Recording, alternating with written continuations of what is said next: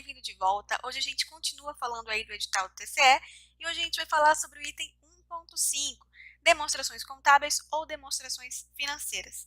O que é isso, né? Para falar desse assunto, é bom a gente lembrar que durante o ano inteiro a entidade teve aí o trabalho de fazer o dever de casa, sabe? Ela registrou o que entrou, o que saiu, débito e crédito e fez balancete e aplicou tudo o que foi técnica contábil que a gente aprende na faculdade. E agora chegou o fim do exercício e o que ela vai fazer com esses dados todos que ela coletou?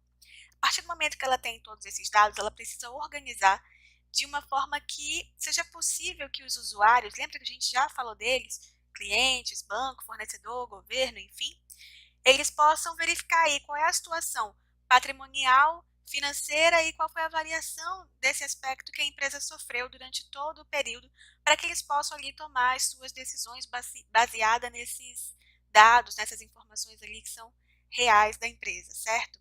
Além disso, além de atender aos usuários, ela precisa apresentar as demonstrações contábeis, porque a lei exige. Exige ali algumas demonstrações que a gente vai ver daqui a pouco. E qual é essa lei que eu estou falando? É a 6.404 de 76, que é muito importante que nós que estamos estudando contabilidade, seremos aí contadores, saibamos, mas também quem não faz contabilidade e faz concurso público é um item que costuma cair. Até recomendo que se imprima das artigo 176, quando começa até mais ou menos ali 202, 204, e leia mesmo como está na lei. A gente chama isso de lei seca, né? Da mesma forma que está escrito ali, é importante que a gente tenha uma noção de o que aquela lei traz. Então, falando disso, a gente pode ler aqui o que fala 176, né? Ao fim de cada exercício social, a diretoria fará elaborar, com base na escrituração mercantil da companhia, as seguintes demonstrações financeiras, que deverão exprimir com clareza a situação do patrimônio da companhia e as mutações ocorridas no exercício. Então, falando desse processo, aí a gente faz um breve resumo de como ele é feito. Primeiro, a coleta dos dados, depois a contabilidade trabalha em cima desses dados, é feito o relatório contábil e os usuários podem ter acesso às informações que eles precisam para tomar as decisões. Feito isso, vamos falar de quais são, afinal de contas, essas demonstrações exigidas por lei. Então, o que a entidade precisa entregar no final do período, né? Nós temos aí o balanço patrimonial, que é o mais importante, demonstrações do resultado do exercício, demonstrações do lucro e prejuízo acumulados, demonstração do fluxo de caixa e demonstração do valor adicionado. São todas as entidades que precisam disso? Não. Vamos ver agora que há uma diferença entre as empresas de capital aberto e de capital fechado. O que quer dizer capital aberto, né? São aquelas que colocam o título na bolsa para que as pessoas possam comprar ali uma parte, ter direito a uma parte da empresa. E a de capital fechado, ela não negocia na bolsa. A diferença principal é essa. Como a de capital aberto, ela é, tipo assim, aberta, todo mundo pode ter um pedacinho da empresa, digamos assim, então ela vai ter que dar satisfação para mais gente, digamos assim. Eu gosto de pensar, fazer essa analogia, porque todos esses documentos ela vai ter que entregar. Já de capital fechado é diferente, não é tudo que ela precisa entregar, não. Mas a gente vai ver melhor no próximo slide. Bom, como você pode ver aí, as companhias de capital aberto precisam entregar tudo. Bem fácil da gente saber. Obrigatoriamente, se for capital aberto, todos os 5 documentos que a lei exige, ela deve entregar, todas as demonstrações, né? Já de capital fechado, quando chega ali em fluxo de caixa e DVA, não é obrigatório. Fluxo de caixa vai ser obrigatório apenas se o PL dela for igual ou maior do que 2 milhões. Fora isso, não é obrigatório. Se quiser entregar, pode entregar, mas a lei não exige que seja entregue ali pelo de capital fechado. Antes da gente fechar essa parte aqui da entrega das demonstrações, eu preciso fazer algumas observações importantes. Por exemplo, a demonstração de lucro ou prejuízo acumulado, ela é obrigatória, como a gente já viu ali naquela tabela. Mas ela pode vir dentro de uma outra demonstração, que é o DMPL, Demonstração das Mutações do Patrimônio Líquido. Outra coisa, as sociedades anônimas de capital aberto, elas devem, obrigatoriamente, colocar ali seus resultados publicados em jornal de grande circulação nacional. Todo ano elas precisam fazer isso.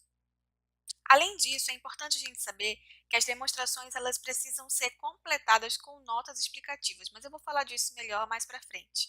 Outra coisa é que as contas semelhantes podem ser agrupadas e os saldos, pequenos saldos podem ser agregados, desde que seja menor do que um décimo, ou seja, 10% do valor do grupo. Como é que é isso? Imagina assim, que tem uma empresa muito grande com diversos produtos. E aí ela tem filiais e ela é muito grande mesmo. Então imagina que essa empresa, ela tem várias contas, né? Por exemplo, ela tem uma conta no Banco do Brasil, onde ela tem um saldo X. Aí ela tem uma conta no outro banco, no Bradesco, onde ela tem outro saldo. Imagina se ela tivesse que colocar na contabilidade dela, especificando cada, cada conta dessa e dizendo, tipo assim, no bairro tal tem essa daqui, no outro bairro, tipo assim, se fosse um DB, né, que tem no aqui em Manaus toda, não sei se tem no interior. Mas aí ele tem vários lugares, daí quando ele tivesse que fazer essa contabilização, ele ia ter ele ia ter informação em excesso ali que ia acabar ficando confuso para que o usuário pudesse verificar o que ele precisa. Então lembra que o nosso objetivo, né, é passar para o usuário, para aquele pessoal que a gente já comentou aqui, que são os clientes, os empregados, o futuro sócio, o sócio, enfim, sociedade em geral. Então, por isso, para enxugar essas contas, para ela ficar mais fácil de ser lida e para facilitar a vida, porque às vezes pode ser até inviável. O DB nem é tão grande assim, mas bora falar de uma coisa grande de verdade, tipo, sei lá, a Ambev.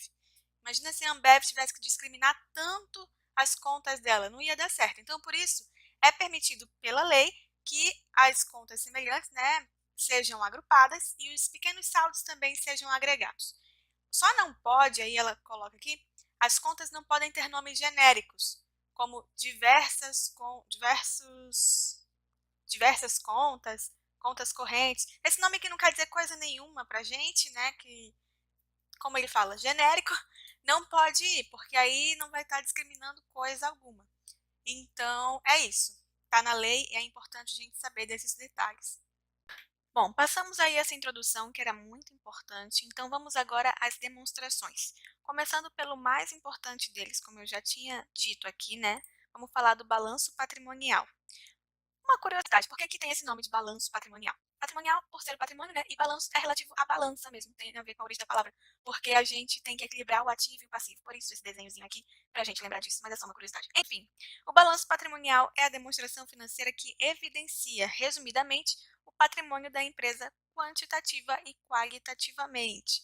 Falando de como ele é formado, né? O balanço tem ali o ativo e o passivo. Mas vamos falar um pouco sobre como é que funciona o ativo. Agora, falando sobre o ativo, a gente pode dizer que ele é dividido entre o ativo circulante e o não circulante, sendo que o não circulante também tem suas classificações. Ele é dividido aí em quatro, como a gente pode ver: ativo realizável a longo prazo, investimento, imobilizado e intangível. Uma coisa bacana da gente saber também é que o ativo ele vai do maior, que tem maior liquidez, né, a conta que tem maior liquidez, até o que tem menos liquidez. Por isso que começa ali com o caixa. O que quer dizer isso de liquidez, né? É dinheiro disponível, é cash. Então, o caixa é o que tem dinheiro dentro da empresa. Em seguida, a gente tem ali o banco. E depois a gente vem com a aplicação financeira de liquidez imediata. E de menor liquidez a gente vai parar lá nos intangíveis, né? Na marca e patente, software, essas coisas.